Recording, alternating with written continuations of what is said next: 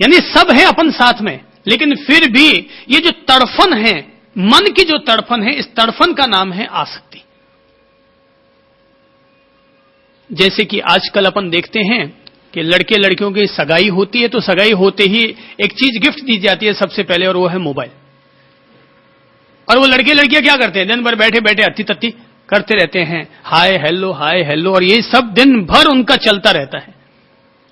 सगाई होने के बाद अगर मां बाप को पहला काम कोई करना चाहिए, सार्थक काम, तो मैं कहूंगा सगाई होते ही तीसरे दिन शादी कर देनी चाहिए, ताकि उनका फोनों पर जो फालतू समय जा रहा है, बातों में जो समय खराब हो रहा है, खत्म हो रहा है, कीमती समय, उसका बचाव हो जाए, उसकी बचत हो जाए।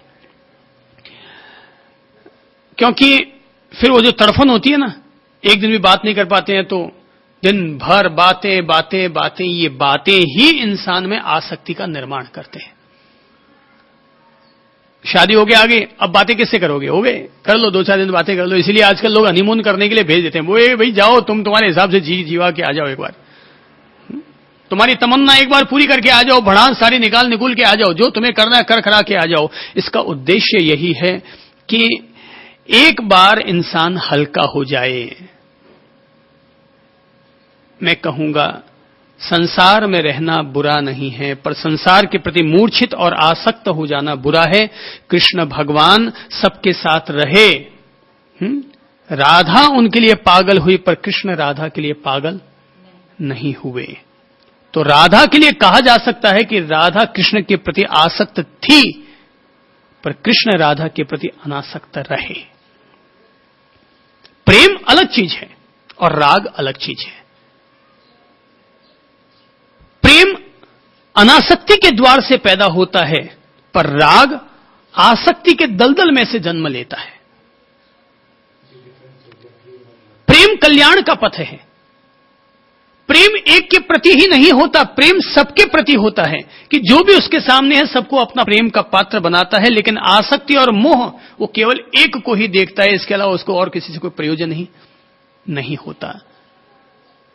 मैं मानता हूं अपन सब लोगों को संसार में रहते हुए भी ऐसे ही जीना चाहिए कि जैसे कि कोई कमल का फूल जल से निर्लिप्त रहा करता है। अर्थात ये सब स्थितियां कब बनेंगी, जब हमारे दिल में, हमारी आंखों में हमारी मुक्ति, हमारा मोक्ष, हमारी आत्मविद्या या आत्मज्ञान का जब लक्ष्य होगा, तो हम अनायास ही अपने आप धीरे धीरे अनासक्त होते चले जाएंगे। वरना तो भाई प्रिय का मार्ग तो यही है कि पत्नी अच्छी लगती है, बच्चे अच्छे लगते हैं, भले ही पत्नी काली है तो भी अच्छी लगती है, भले वो 4 गालियां सुनाती है तो भी अच्छी लगती है। प्रिय का मार्ग है ही ऐसा, प्रिय का मार्ग है ही ऐसा। कहते हैं सुकरात के पत्नी तेज स्वभाव की थी, मगर ताज्जुब की बात है कि फिर भी सुकरात उसे छोड़ ना पाए। श्रेय के मार्ग के पथिक थे, मगर फिर भी प्रिय के मार्ग को छोड़ ना पाए। तब उन्होंने अपने हिसाब से संतुलन बिठा लिया कि मेरे जीवन में प्रिय भी रहे और श्रेय भी रहे। तो पहला मैं समझता हूं मार्ग अनासक्ति का, क्योंकि उनको प्रलोभन दिए गए नचिकेता को, मगर फिर भी वो किसी भी प्रलोभन से आकर्षित नहीं हुए। दूसरा मार्ग समझ में आ रहा है नचिकेता के इस त्याग के पथ को समझकर, और वो है आत्मज्ञान के रास्ते पर चलने के लिए जरूरी है, और वो है अपरिग्रह। अपरिग्रह अर्थात अपने भीतर संग्रह बुद्धि न रखना। विश्वजित नाम का यज्ञ जो आयोजन हुआ था, उसका उद्देश्य ही यही था कि व्यक्ति के पास जितना भी श्रेष्ठ परिग्रह है वह ब्राह्मणों को दान में दे दे। कहते हैं कि विश्वजित यज्ञ जो भी व्यक्ति संपादित कर लेता है, उसको इतने पुण्य अर्जित हो जाते हैं, उसे ऐसी विशिष्ट शक्ति उपलब्ध हो जाती है कि फिर उसे किसी चीज को प्राप्त करने के लिए प्रयत्न नहीं करना पड़ता, अपने आप ही वो चीजें उसे प्राप्त हो जाया करती हैं। पर तभी जब इंसान अपने संपूर्ण श्रेष्ठ परिग्रह का त्याग करने को तैयार हो जाए।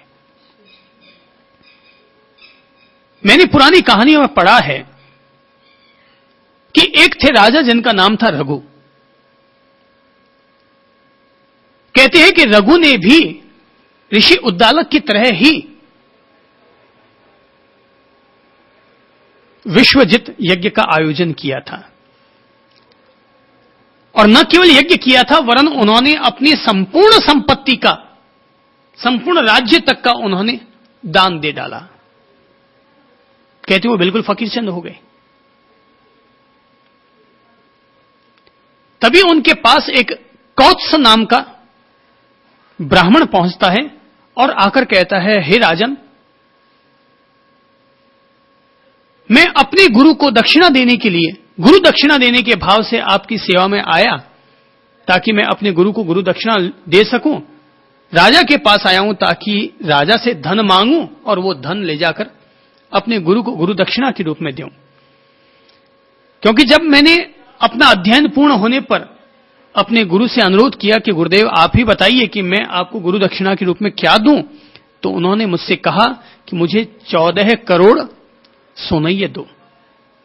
मैं सुनकर दंग रह गया, पर मैंने आपकी यशोगाथा सुनी थी और मैंने ये भी सुना कि आपने विश्वजित नाम का यज्ञ आयोजित किया है और आप मुंह मांगा उसमें दान दे रहे हैं।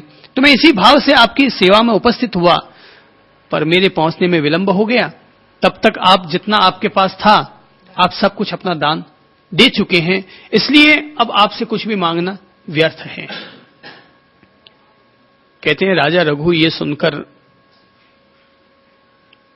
थोड़े से विचार मग्न होते हैं और कहते हैं, भाई तुम इतनी दूर से चलकर आए हो और गुरु दक्षिणा देने के भाव से तुम आए हो कि मैं राजा रघु से कुछ ना कुछ मांगूंगा, तो मैं तुम्हें खाली हाथ तो नहीं जाने दूंगा। ये बात सही है कि इस समय मेरे पास देने के लिए कुछ भी नहीं है, तो तुम एक काम करो, तुम 2 दिन मेरी यज्ञशाला में ही ठहर जाओ।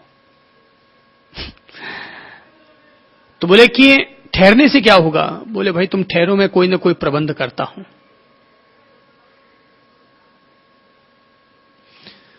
कौत्स रुक जाता है। अगले दिन राजा रघु विचार करता है कि आखिर मैं इस कौत्स को गुरु दक्षिणा किस तरह से दूं। तब वो निर्णय करते हैं कि वो कुबेर पर आक्रमण करेंगे और कुबेर पर विजय प्राप्त करके इतना धन अर्जित करेंगे जिससे कि इस ब्राह्मण को 14 करोड़ सोनैये दिए जा सकें। अगले दिन घोषणा हो गई कि कुबेर पर आक्रमण होगा। कहते हैं कि जिस व्यक्ति के द्वारा विश्वजित यज्ञ आयोजित कर लिया जाता है, उस व्यक्ति के सामने कितना भी प्रबल शत्रु क्यों ना आ जाए, वह व्यक्ति निश्चित तौर पर परास्त होगा। तो कुबेर को जैसे ही पता चलता है, उसे एहसास हो जाता है कि भले ही मेरे पास कितनी भी संपत्ति क्यों ना हो, शक्ति क्यों ना हो, पर इस यज्ञ के कारण मैं इस व्यक्ति को परास्त नहीं कर सकता। तब फिर वह सोनैयों की बारिश करता है। कहते हैं कि उनके राज भंडार सोनैयों से भर जाते हैं। राजा उन्हें गिनवाता है और कौत्स से कहता है, तुम्हें 14 करोड़ सोनैये चाहिए थे, तुम अपने 14 करोड़ सोनैये ले जाओ, सारा धन ही ले जाओ। वो कहते मुझे 14 करोड़ चाहिए, गुरु ने इतनी दक्षिणा मांगी है, वो 14 करोड़ ले जाता है। बोले बाकी और बच गया धन, क्या करें? बोले ये धन पर मैं तो अधिकार नहीं कर सकता, क्योंकि मैंने तो अपने संपूर्ण श्रेष्ठ का दान कर डाला है। कहते हैं कि तब वह धन और भी जरूरतमंद लोगों को दे दिया जाता है। ब्राह्मण वहां से जाता है और जाने से पहले राजा रघु को आशीर्वाद देकर जाता है कि तुम निश्चित तौर पर परीक्षा में सफल हुए, क्योंकि मैं ये 14 करोड़ सोनैया लेने के लिए नहीं आया, गुरु ने मेरी परीक्षा लेनी चाहिए और मैंने, हे राजन, तुम्हारी परीक्षा लेनी चाहिए। मैं भी सफल हुआ और आप भी सफल हुए। ये ब्राह्मण आपको आशीर्वाद देकर जाता है कि आपने अब तक यश तो खूब कमाया, पर आपके संतान नहीं हुई। ये ब्राह्मण अपने समस्त पुण्य कर्म आपको समर्पित करता है और उसके बदले में आपकी एक संतान हो। और तब राजा रघु के अज नामक एक संतान की, यशस्वी संतान की प्राप्ति होती है। ये क्या है? अपरिग्रह।